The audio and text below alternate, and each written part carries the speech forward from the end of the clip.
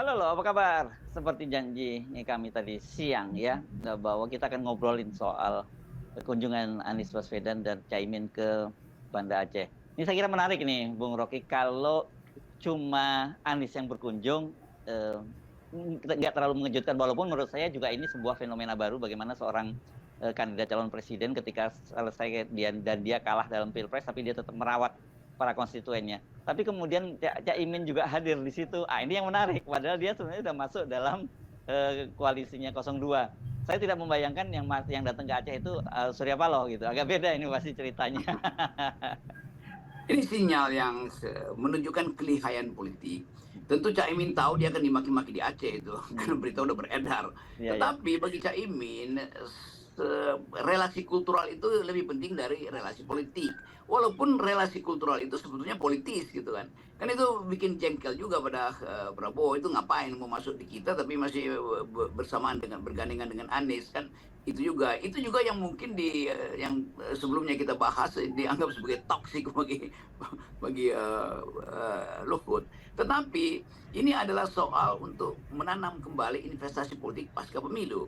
Kan Sumatera Barat dan Aceh itu adalah lahan atau ya lahan subur, dan panen besar dari koalisi 01 itu adalah Ya, di Aceh dan di Sumatera Barat tuh. ya, ya. Dan kita bisa mengerti betapa Anies sebetulnya lebih ingin memelihara konstituennya di situ sebagai basis yang udah pada akhirnya mungkin 10 tahun ke depan itu polanya akan sama tuh, bahwa apa yang ditanamkan oleh Anies di Aceh dan di Sumatera Barat akan diingat orang, dan rewardnya akan dapat pada Anies misalnya di 2009. Jadi Anies berpikir strategi sebetulnya tuh. Kalau Caimin kan nggak mungkin lagi berpikir dia mau jadi presiden tuh kalau keadaan sekarang dihitung, karena pasti nggak mungkin Caimin terus-menerus ada di dalam sebagai ketua umum PKB atau apapun yang Ya. terjadi. Tetapi dalam persaingan ke depan itu individu akan lebih menonjol dari partai. Nah, Ya. karena itu Anies mengerti bahwa dia punya profil lebih tinggi daripada partai-partai yang bahkan pendukung dia tuh.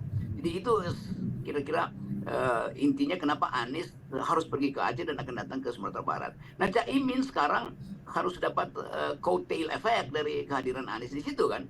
Ya. Jadi diam-diam sebetulnya Caimin tahu dia akan berkoalisi dengan Pak Prabowo, tapi dia tetap memelihara konstituen dia. Jadi dia orang Ya. sebut main dua kaki, nggak ada soal. Tapi bagi Caimin, dia dapat popularitas publik sekaligus dapat portofolio di kabinet. Kan menang banyak, kalau kata netizen Ya, menang ya, ya, banyak ya, dong lo. ya. Dan ternyata juga ketika datang ke Aceh nggak dimaki-maki juga dia, karena mungkin orang melihat apa ya, melihat lebih pada kejujuran dari sikap sikap Caimin gitu dalam hal ini. Iya, wajah Caimin tuh ada wajah kejujuran, boys gitu, dan Ya, ya. sebetulnya antara kejujuran dan kenakalan itu beda-beda tipis sebetulnya. Ya, ya, ya. Oke, tapi menarik ini, saya kira pola yang dilakukan oleh Anies ini kan menyiratkan kepada kita, ya, memberikan sinyal kepada kita bahwa Anies itu dia tidak tidak dia tidak menganggap bahwa Pilpres kali ini merupakan akhir karir politiknya. Justru kita lihat bahwa ini pijakan awal dia untuk karir-karir politik dia di masa depan. Kelihatannya begitu ya, Bung Rocky ya. Ya pasti Anies, kalau kita perhatikan langkah Anies itu, dia tetap ingin popularitasnya terjaga, karena itu dia perlu jabatan sebetulnya itu. Hmm. Dan tentu jabatan yang paling mungkin dia kembali ke jadi gubernur DKI. Dan Ya. kalau bahkan dipilih secara aklamasi mungkin dia menang hari ini. Tetapi ada kalkulasi lain bahwa kalau Anies kalah apa yang terjadi pada dia kan? Kan itu intinya kan. Hmm. Kan pasti juga bagi Pak Jokowi atau Prabowo juga dalam pikiran yang sama. Kalau Anies jadi populer di DKI, sementara ibu kota pindah ke IKN, Jakarta itu jadi kota politiknya Anies sebetulnya Betul. kan. Dan itu sangat dekat dengan pusat informasi, pusat pencitraan tuh. Jadi Anies mengerti bahwa silahkan pindah ibu kota, tetapi gubernur DKI, walaupun mungkin jadi bagian dari Jawa Barat itu, pada akhirnya kan DKI tidak kehilangan kekhususannya tuh. Tetapi bagi Anies nggak penting. Yang penting kota metropolitan itu adalah sumber untuk menghasilkan diskursus dan narasi itu. Jadi Anies tahu bahwa literasi dia, narasi dia itu hanya bisa dihidupkan di wilayah-wilayah metropolis di mana ada kelas menengah tuh. Saya kira Anies juga pikir itu tuh. Dan Jakarta tetap akan jadi kota global, metropolis, dan kemungkinan penyusunan strategi ke 2009 memang harus dibasiskan pada penguasaan Jakarta. Kan tetap Jakarta itu walaupun bukan ibu kota, tapi dia tetap ibu kota Indonesia dalam pengertian historis, ibu kota bisnis bahkan tuh. Jadi kelihatannya Anies menyusun langkah ke arah situ tuh. Dan kita anggap aja ya oke, silakan aja. Tetapi tentu ada hal yang mesti kita hitung. Bagaimana kalau potensi Anies jadi gubernur itu membawa dia punya tiket awal untuk ke 2009, dan itu artinya persaingan dengan Gibran, persaingan dengan AHY mungkin, persaingan dengan Puan itu mulai terlihat sejak sekarang tuh. Ya, ya. Apalagi kalau kita anggap bahwa Anies itu mendahului Gibran, karena Gibran akan tenggelam sebagai wakil presiden, yang biasanya dalam tradisi Indonesia wakil presiden itu ya dua bulan aja, setelah 3 bulan gak ada yang peduli lagi sebetulnya kan. Ya, ya, Sementara Anies beredar terus. Jadi ini cuma soal rebutan headline sebetulnya. Ya, ya. Nah, kalau kita menggunakan basis data pemilu dan Pilpres 2024 kemarin yang Bung Rocky, dengan catatan kita terhadap berbagai kecurangan, itu kan sangat menarik bahwa di situ Anies Mohaimin itu kalah tipis sekali ya dengan Prabowo Gibran di sana. Tetapi kalau kita lihat dari sisi pemilu legislatifnya, partai-partai pendukung Anies itu merajai Jakarta ya. Dari 5 besar di situ itu PKS nomor 1, kemudian Nasdem ada di nomor 4. Nah, sementara kemudian PDIP di nomor 2, dan PDIP kan kita sebut juga bisa faksi oposisi begitu. Sementara partai pendukung pemerintah yang leading di Jakarta, Gerindra dan PSI. Jadi saya kira memang potensinya masih sangat besar di situ, Bung Rocky. Ya. Jadi pemilu berikutnya pemilu Jakarta sebetulnya tuh itu yang akan jadi faktor, karena curang di Jakarta itu susah untuk disebutkan karena terbuka, di mana-mana ada LSM, di mana-mana ada tokoh-tokoh kritis tuh. Jadi kalau Jakarta kemudian jadi tonggak untuk mengukur kejujuran politik Indonesia, maka orang akan bandingkan hasil Jakarta itu dengan hasil Pilpres 2004 kemarin tuh. Itu menunjukkan bahwa Anies mau uji sebetulnya. Dia kalah di nasional, tapi kalau dia menang di Jakarta, secara post factum dia bisa katakan sebetulnya saya menang nasional juga tuh kan. Begitu pembuktian psikologinya tuh. Tapi ini pertandingan psikologi. Begitu Anies dapat celah untuk kembali ke Jakarta, itu kepanikan akan ada pada Jokowi dan Gibran. Prabowo mungkin tenang-tenang aja, karena bagi Prabowo ya gampang lah, nanti masih lama 2029 kan. Tetapi begitu Anies duduk di situ, maka mungkin Pak Luhut akan bilang ini toksik yang saya maksud. Itu dia, betul. Dan Prabowo dengan Anies itu kan sesungguhnya juga mereka secara kimia mereka sebenarnya match kalau kita lihat kerjasama mereka. Tapi karena kemarin Pak Prabowo kemudian bergabung dengan Pak Jokowi saja membuat mereka akhirnya harus berhadapan kan, begitu sesungguhnya. Nah itu yang kalau kita lihat misalnya Pak Prabowo 2019, itu kampanye yang memberi insinuasi, memberi sinyal bahwa Jakarta tidak boleh dikuasai oleh pengusaha merangkap penguasa itu, atau tidak boleh dikuasai oleh 9 naga. Kan kalimat itu juga pernah terucap sebetulnya itu. Dan karena itu Prabowo dan Anies juga punya poin yang sama itu, bahwa ingin supaya Jakarta itu didesain bukan untuk kepentingan oligarki. Tetapi yang terjadi sekarang, begitu berangsur-angsur ibu kota pindah, maka seluruh aset lukratif, aset yang potensial secara bisnis itu pasti ditawar atau udah diijon sebetulnya oleh oligarki kan. Dan itu sebetulnya yang mesti kita curigai, bahwa Jokowi sebetulnya udah bikin semacam tacit agreement, perjanjian diam-diam dengan oligarki. Kan kita mesti curigai itu, karena Jakarta akan jadi sumber daya baru untuk mendorong Gibran naik ke kursi presiden di 2029 tuh.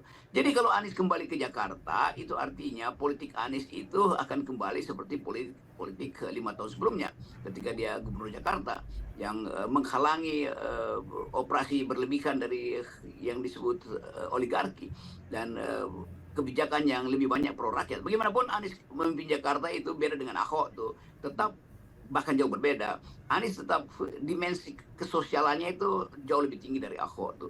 Dimensi popularitasnya itu di kalangan kaum miskin atau kaum duafa atau kaum yang tersingkir itu jelas ada pada Anies. Jadi Anies sebetulnya bisa kembali pada habitatnya, dan itu membahayakan rejim Jokowi ke depan. Nah itu saya kira yang mesti dilihat Anies, karena dia pasti akan dihalangi juga seperti waktu dia dihalangi dalam pencapresan kemarin.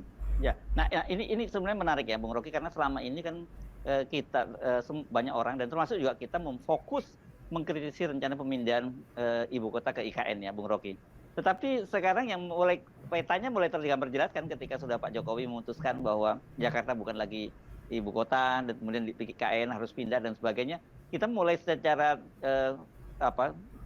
terang benderang gitu melihat, oh ini rupanya ada proyek besar yang sebenarnya mereka incar di kalangan para kita sebut oligarki itu, ya ini bagi-bagi coupling di Jakarta ini. Gitu. Itu pasti terjadi itu, karena nggak mungkin coupling itu dilelang untuk dibeli oleh masyarakat bawah tuh. Jadi coupling yang harus diurus tuh. Semua fasilitas BUMN yang ditinggalkan tuh pindah ke ibu kota IKN misalnya, fasilitas kementerian tuh, tanah-tanah yang dikuasai Departemen Keuangan itu kan yang merupakan perbendaharaan negara. Kan itu tanah-tanah yang nilai ekonomisnya itu begitu pindah dari Jakarta justru makin tinggi nilainya tuh. Karena dianggap bahwa kapasitas bisnis itu memang jauh lebih mampu untuk menumbuhkan ekonomi Jakarta daripada sekedar mondar-mandir protokol menteri-menteri yang bolak-balik memacetkan jalan Tamrin Sudirman kan. Jadi tetap ini kawasan yang ya mungkin 30% itu diincar sudah oleh oligarki itu. Karena nggak mungkin oligarki itu mau berinvestasi di jauh-jauh ke IKN, mending dia pindahin pusat bisnisnya ke sini, dia cuma butuh satu private jet dan 1 jam dia terbang sampai ke IKN kan, balik lagi ke sini tuh. Jadi pengendalian Jakarta oleh oligarki itu udah ada di depan mata dan sinyalnya juga udah ada. Menteri BUMN sudah mengucapkan, Pak Erick Thohir udah bilang bahwa ya itu kita bisa manfaatkan lah itu kepentingan bisnis aset-aset BUMN. Jadi mulai kita intip sebetulnya bahwa Jakarta kembali akan dikuasai oleh oligarki, terutama oligarki tanah yang mungkin akan menghasilkan gedung-gedung pencakar langit lagi, properti atau macam-macam hal. Ya, jangan lupa ya, Bung Rocky, saya kira kan ini para oligarki masih punya harta terpendam di pantai utara Jakarta yang kemarin ketika reklamasinya sempat dihalangi oleh Anies Baswedan. Saya kira ini tinggal soal waktu untuk dibangkitkan kembali. Dan kemarin itu ribut-ribut soal Said Didu yang dia lahannya bersama dengan warga di daerah Teluk Naga itu terancam akan dicaplok oleh Pantai Indah Kapuk 2 ya. Dan Pantai Indah Kapuk 2 ini kita tahu kan dia baru saja mendapat PSN dan itu tidak bisa tidak kita mengkaitkan dengan posisi Aguan yang menjadi ketua konsorsium untuk investasi di IKN. Itu dengan mudah peta itu kita lihat bahwa pengkaplingan itu sudah terjadi bahkan sebelum IKN dipindahkan. Jadi sebetulnya perencanaan Jakarta itu sudah diselesaikan oleh oligarki sebelum Jokowi punya ide untuk memindahkan ibu kota. Atau dengan kata lain, karena ada perencanaan ibu kota sebagai kota bisnis, maka Jokowi dibujuk dengan cara yang tidak langsung supaya pindahin ke IKN. Satu waktu ini yang bisa kita riset tuh. Dan penanda-penanda itu terjadi. Ketua konsorsium IKN adalah seorang pengusaha properti kenamaan, dan itu berarti mesti ada tukar tambah dengan apa yang dia harapkan sebagai perluasan wilayah properti atau bisnis dia di Jakarta kan. Dan Said Didu kena pertama itu, dan mungkin sekali orang menganggap karena Said Didu macam-macam maka dia diambil itu dia. Tetapi apapun mau kena rakyat atau Said Didu, tetap kita lihat bagaimana lahan swasta itu diprotek sebagai aset strategis negara atau proyek strategis nasional, proyek strategis presiden. Itu nggak masuk akal di situ tuh. Swasta bisa tumbuh sendiri, kenapa dia mesti backup dengan asumsi sebetulnya kalau dia gagal ada APBN yang akan mensuplai uang ke dia kan. Dan semua proyek strategi itu artinya bebannya pada APBN.